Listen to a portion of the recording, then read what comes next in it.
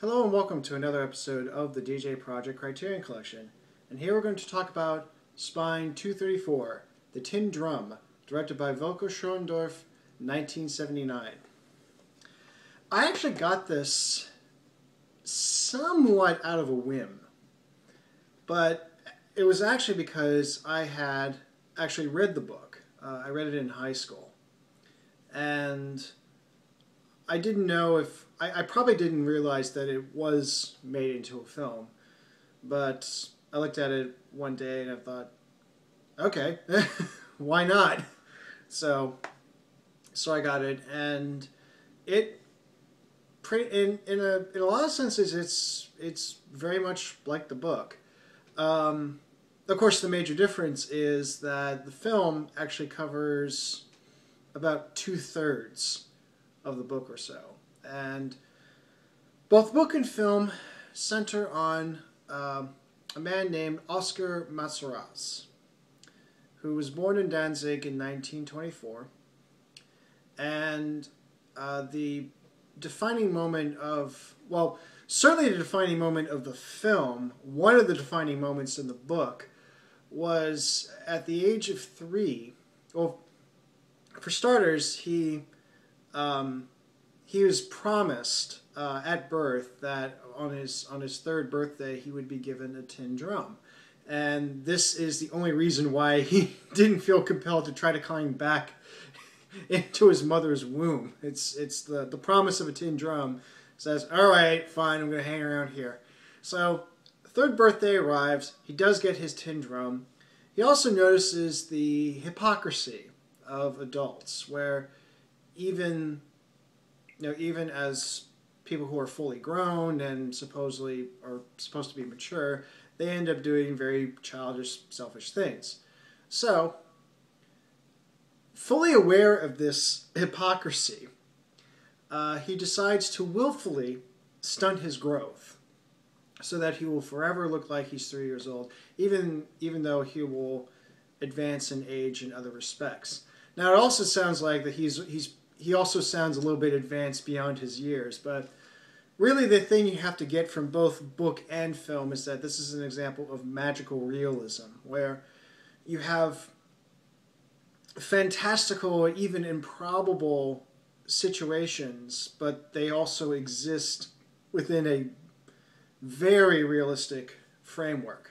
So, fantastical situation, stunting your growth, and realistic scenario, living in Danzig from 1924, obviously between the wars and through World War II and even a little after. And actually those are the years that I cover for his birth. Actually, there's a little bit of background into his mother's family history, like how she was born, and there's some interesting symbolism at play. And one of the appeals of the book is that this is a story where it's infused with a lot of symbolism, and it's done to make a point about German history and European history and European culture, all those things. I mean, again, this is probably the big reason why Günter Grass eventually got the Nobel Prize for Literature. So it's a book that's full of this. It's just rich with symbolism and satire, and there's a lot of seemingly strange things, but it's all done to make some kind of point, to make some kind of illumination as to something about European history or European culture, or just the mindset of man. I mean, for instance, Oscar makes a point that he is his parentage is one mother and 2 fathers, because although she is married and he is supposed to be and actually he's ethnically he's German.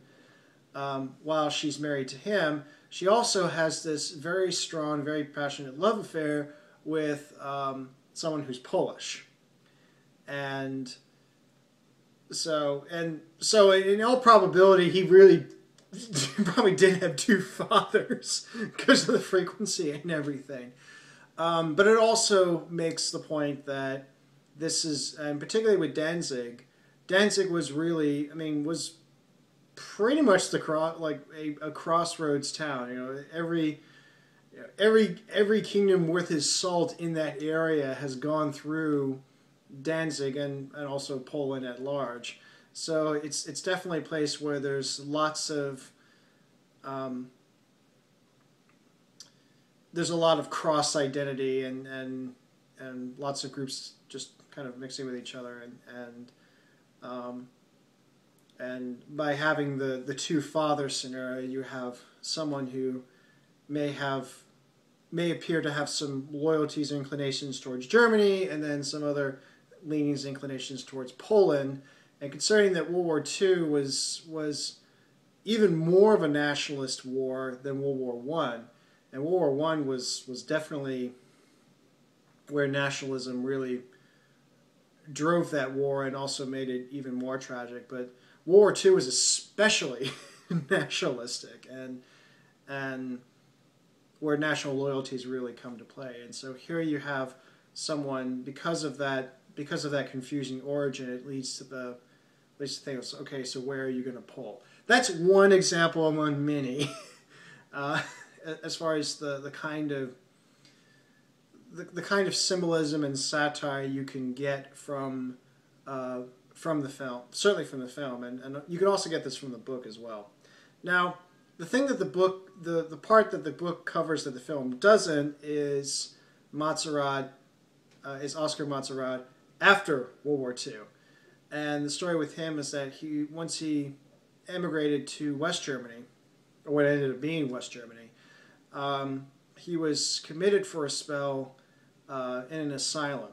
And then I think he got out, and then he became a jazz drummer, obviously. And part of it was, and so actually in the novel, a lot of it was Montserrat recounting kind of everything about his life and what he went through, and actually I think it was smart to, as far as the film, to not focus on that part, to actually focus on the first couple of decades of his life, because I think that is probably the most interesting out of it. There's certainly a lot you can do with it, and I think if you were to add on something else, it would just dilute it. It's a pretty long film anyway, so it's anything to kind of keep things moving along at a good pace and so forth. And in that sense, while yes, there's omissions, it is in certain respects a fairly faithful adaptation of the story. Obviously, with novels, you can get a lot more. There's a lot of riches and details, and actually, that's what's so interesting for a film that is sourced from a book that is considered one of the great examples of magical realism in modern literature, or postmodern or contemporary literature. It's not a film that is dependent on a lot of effects. And this is one of those things where if I can imagine this film to be remade, I'll get into the re-release later. But if this were to be remade by somebody else, if it were, completely new, new cast, new everything, I would suspect that a lot would be placed on the effects. And it would come off as more of an effects movie than a story, than just a creative adaptation of a symbolically complex novel. And I think it would, if it came to that, it would definitely lose a lot of its charm. And I think that, and I don't know, just basically it worked. The point is, it should not be remade. So, and it still works. I mean, you get you still get the idea of it being very fantastical and very odd. I mean, again, the notion that you can willfully stunt your growth. And the other key component of his character, aside from the deliberately stunted growth, the fact he has a tin drum all with him at all times, he also has a very, very piercing scream, which can actually break glass. And this is where he does use this on many occasions to from anything to scare people, impress people, cause distractions, and even throw in some anarchy. One of the most memorable scenes in the film is when he helps to turn a local Nazi rally on its head with a combination of his drum and doing a few other things. Basically, it's what he does. He ends up doing is changing the rally from a sort of a straightforward little parade and military procession into a waltz, where everybody starts waltzing with each other, and it's quite an amusing scene, and certainly one of the signature scenes in the film. Now, while this film was not remade, thank God, there actually was a reissue. In fact, what I just showed you was the initial 2004 DVD release. Early this year, it was reissued both on DVD and Blu-ray. And it contained what has been termed as the complete director's cut, which included several additional and deleted scenes, and even some deleted scenes that are not. There are some deleted scenes, or I don't know if there are deleted scenes or just mentions of deleted scenes, but you kind of get an idea of what was also filmed and considered but not included in the initial theatrical version as it was released in 1979. So there's some additional material. No, that missing third is not there, but there are some other little moments that are part of the 1924 to 1946. I think that's when he actually. It wasn't. I don't think it was right at 1945. I think it was like early 1946 when he migrated over to Germany. But at any rate, so there's some additional material. Now the question is, do I? Now in a lot of the film, if I've already purchased the DVD, there in most cases, if there is an upgrade or a reissue, I will replace that. I've done that with the Seventh Seal, with Rashomon, with Solaris, and I think there may have been one other one that I did it for. Oh, I did it for Brazil. This is one where I'm not entirely sure if I want to go through and to full-on replace it. One is because while I think the film it does a great job with the novel, I don't know if I want to see necessarily more material. Again, it's not that I don't like the novel. I mean, I read the novel before I saw the film, but I don't know if it's worth the upgrade. And I think the other reason why I hesitate, or I'm very on the fence, or actually not entirely interested in getting the reissue, is because one of the supplements that's on the original 2004 DVD release was not ported over to this, and I'm not entirely sure why that's the case. I would suspect that it probably has something to do with space, because I think there were some more supplements that were created for it, and it was just one of those, okay, we got to make room for all of this, or it might have been a permission issue, it might have been something else. But the supplement I'm talking about was there was a documentary made called Banned in Oklahoma, because this film had a very interesting little run-in in Oklahoma City. For a spell, it was that the film was declared to be child pornography. It violated Oklahoma's obscenity statutes, or it was alleged to have violated Oklahoma's obscenity statutes, and so it was branded as child pornography. It was found out that there wasn't a lot of proper due process involved. It wasn't normally with declaring a work obscene. It actually has to go to trial. The work has to go through trial in order for it to be declared obscene. And then of course, if it's declared obscene, then it is not considered protected by the First Amendment. But there was no proper due process, so it was just one of those.